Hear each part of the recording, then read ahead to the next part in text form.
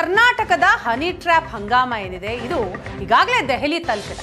ಕೇವಲ ಕಾಂಗ್ರೆಸ್ ಹೈಕಮಾಂಡ್ ಮಟ್ಟದಲ್ಲಿ ಮಾತ್ರ ದೊಡ್ಡ ಮಟ್ಟದಲ್ಲಿ ಚರ್ಚೆ ಆಗ್ತಾ ಇಲ್ಲ, ಬಿಜೆಪಿ ಹೈಕಮಾಂಡ್ ಮಟ್ಟದಲ್ಲೂ ಕೂಡ ಬಿಸಿ ಬಿಸಿ ಚರ್ಚೆಗೆ ಕಾರಣ ಆಗಿದೆ.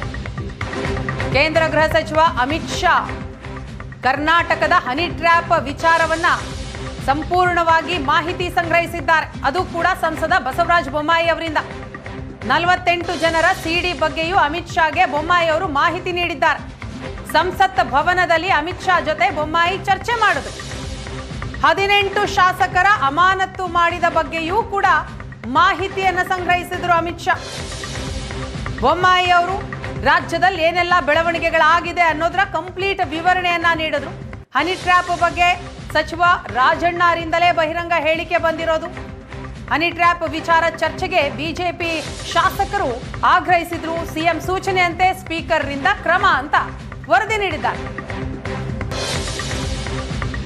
ಈ ಬಗ್ಗೆ ಮಾಹಿತಿ ಕೊಡ್ತಾರೆ ನಮ್ಮ ಪ್ರತಿನಿಧಿ ಮಂಜು ಇದ್ದಾರೆ. ಮಂಜು, ಡೆಲ್ಲಿಯಲ್ಲೂ ಕೂಡ ಈ ರಾಜ್ಯದ ಹನಿ ಟ್ರ್ಯಾಪ್ ವಿಚಾರ ಬಹಳ ಚರ್ಚೆಗೆ ಗ್ರಾಸ ಆಗಿರುವಂಥದ್ದು. ಬಿಜೆಪಿ ಹೈಕಮಾಂಡ್ ಕೂಡ ಈ ಕುರಿತಾದಂಥ ಇನ್ಫಾರ್ಮೇಶನ್ ಅನ್ನ ಪಡೆದುಕೊಂಡಿದೆ. ಸೊ ಬೊಮ್ಮಾಯಿ ಅವರು ಎಷ್ಟೊತ್ತು ಅಮಿತ್ ಶಾ ಅವ್ರ ಜೊತೆ ಮಾತನಾಡಿದ್ರು, ಏನ್ ಡೀಟೇಲ್ಸ್ ಸಿಗ್ತಾ ಇದೆ? ವೀಣಾ, ಹೆಚ್ಚು ಕಡಿಮೆ ಒಂದು 15ರಿಂದ 20 ನಿಮಿಷಗಳ ಕಾಲ ಇಬ್ಬರು ನಾಯಕರ ಭೇಟಿ ಆಯಿತು. ಆ ಸಂದರ್ಭದಲ್ಲಿ ಕರ್ನಾಟಕದ ಬೆಳವಣಿಗೆಗಳು ಬಹಳ ಚರ್ಚೆ ಆಗಿರುವಂಥದ್ದು. ಒಂದು ಡಿ.ಕೆ. ಶಿವಕುಮಾರ್ ಅವರ ಹೇಳಿಕೆ ಇರ್ಬೋದು ಮೀಸಲಾತಿ ವಿಚಾರವಾಗಿ. ಎರಡನೇದು ಪ್ರಮುಖವಾಗಿ ರಾಜ್ಯದಲ್ಲಿ ಒಂದು ರೀತಿಯ ಕಂಪನವನ್ನು ಸೃಷ್ಟಿ ಮಾಡಿರುವಂತಹ ಹನಿ ಟ್ರ್ಯಾಪ್ ಪ್ರಕರಣ. ಸೊ ಈ ಹನಿ ಟ್ರ್ಯಾಪ್ ಪ್ರಕರಣ ಹಿಂದೆ ಕೇವಲ ವ್ಯಕ್ತಿಗಳ ವಿಚಾರವಾಗಿಯೇ ಅಲ್ಲ, ಅದರ ಹಿಂದೆ ಒಂದು ಆರ್ಗನೈಸ್ಡ್ ರೀತಿಯಲ್ಲಿ ಆರ್ಗನೈಸ್ಡ್ ಕ್ರೈಮ್ ಆಗಿ ಕೆಲಸ ಮಾಡ್ತಾ ಇದೆ ಅನ್ನುವಂಥದ್ದು ಬಹಳ ಆತಂಕವನ್ನು ಸೃಷ್ಟಿ ಮಾಡ್ತಾ ಇರುವುದು. ಇದು ಕೇವಲ ಒಂದು ಜಾಲ ಕೇವಲ ಕರ್ನಾಟಕಕ್ಕೆ ಮಾತ್ರನೇ ಸೀಮಿತನಾ ಅಥವಾ ಏನು ಅನ್ನುವಂಥ ಪ್ರಶ್ನೆಗಳು ಕೂಡ ಸಾಕಷ್ಟು ಇದೆ.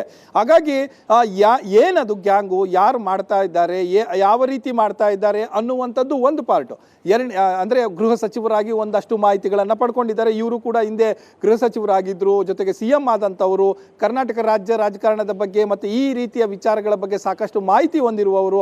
ಹಾಗಾಗಿ ಬೊಮ್ಮಾಯಿ ಅವರ ಕಡೆಯಿಂದ ಒಂದು ಮಾಹಿತಿಯನ್ನು ಪಡ್ಕೊಂಡ್ರು. ಇನ್ನು ಪೊಲಿಟಿಕಲಿ ಯಾವ ರೀತಿ ಆಗ್ತಾ ಇದೆ, ಆರೋಪಗಳು ಬರ್ತಾ ಇದೆ, ಇದರಲ್ಲಿ ಕೇವಲ ರಾಜಕಾರಣಿಗಳು ಶಾಸಕರು ಮಾತ್ರ ಅಲ್ಲ, ನ್ಯಾಯಾಂಗ ವಲಯದವರು ಕೂಡ ಇದ್ದಾರೆ ಅನ್ನುವಂಥದ್ದು. ಸೊ ಹಾಗಾಗಿ ಸಮಗ್ರವಾಗಿ ಇದರ ಮಾಹಿತಿಯನ್ನು ಬೊಮ್ಮಾಯಿ ಅವರ ಕಡೆಯಿಂದ ಅಮಿತ್ ಶಾ ಅವರು ಪಡ್ಕೊಂಡ್ರು. ಸುಮಾರು 15ರಿಂದ 20 ನಿಮಿಷಗಳ ಕಾಲ ಏನು ಕಲಾಪ ನಡೀತಾ ಇದೆ, ಸಂಸತ್ ಕಲಾಪ. ಆ ಸಂದರ್ಭದಲ್ಲಿ ಅವ್ರ ಕಚೇರಿಯಲ್ಲಿ ಕರೆಸ್ಕೊಂಡು ಈ ಮಾಹಿತಿಯನ್ನು ಪಡ್ಕೊಂಡ್ರು.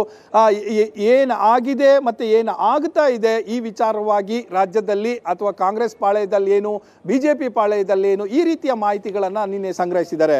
ವೀಣಾ,